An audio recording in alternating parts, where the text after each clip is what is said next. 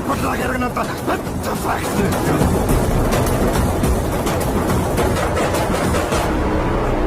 అతను చిన్న కుర్రాడైనా వీళ్ళందరూ దృష్టి దేవుడు.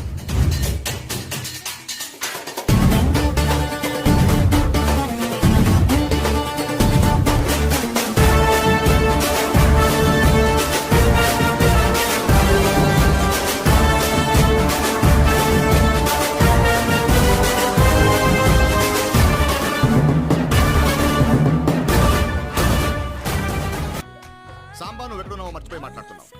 నువ్వు వచ్చిన ఊరు నాది, నువ్వు ఉన్న ఇల్లు నాది, నువ్వు కూర్చున్న కుర్చీ నాది, నీ చుట్టూ ఉన్న బలగం నాది. ఇవన్నీ ఉన్న ఈ సీమ నాది. బిడ్డ ఇది నా అడ్డ, బిడ్డ ఇది నా అడ్డ.